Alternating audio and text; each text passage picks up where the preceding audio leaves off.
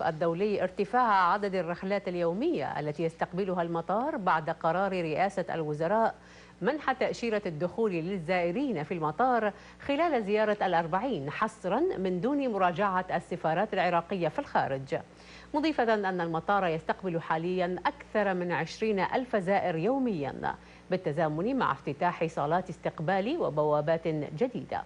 تقرير راجي نصيرة.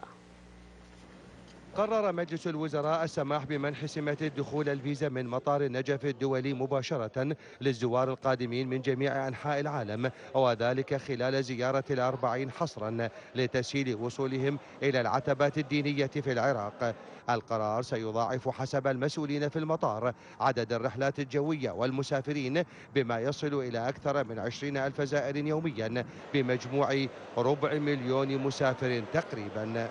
نتوقع إن شاء الله بحدود 70 إلى 80 رحلة يوميا.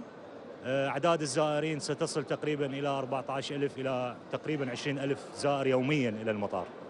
هناك استعدادات متكاملة من حيث المعدات الفنية وأيضا إجراءات استقبال الزائرين.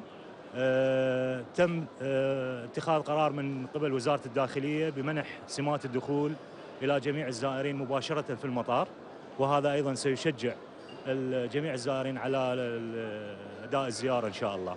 إدارة المطار أكدت أنها أكملت كافة الاستعدادات لاستيعاب الأعداد الكبيرة من الزوار، متحدثة عن افتتاح صالة استقبال وبوابات دخول جديدة وقرب افتتاح التوسعة الجديدة للتاكسي لاستيعاب الأعداد الكبيرة من الطائرات المتوقع وصولها قبل وبعد زيارة الأربعين المليونية.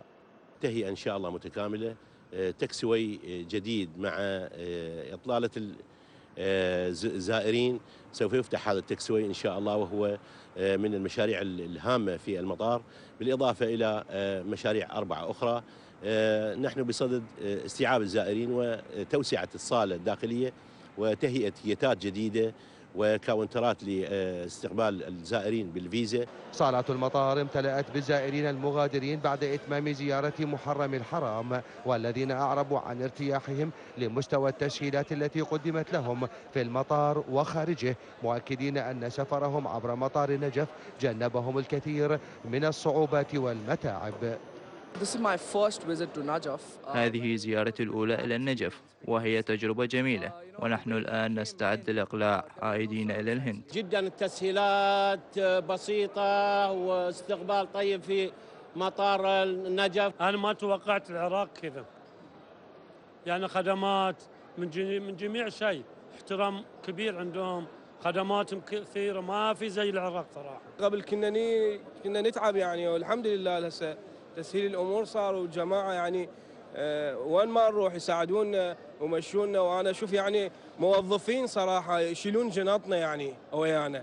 يذكر أن مطار النجف الدولي وبعد إكمال نصب المعدات الملاحية المطلوبة يستقبل الطائرات ليلا ونهارا وعلى مدار الساعة، متوقعا فتح خطوط طيران جديدة مع مطارات وشركات طيران عالمية أخرى. 40,000 زائر استقبلهم مطار النجف خلال زيارة محرم، وبعد قرار منح الفيزا مباشرة من أرض المطار يتوقع القائمون عليه أن يصل عدد الزوار في زيارة الأربعين إلى 250,000 زائر. من داخل مطار النجف الأشرف الدولي، راجي نصير، الحرة. أخبار المنتخب.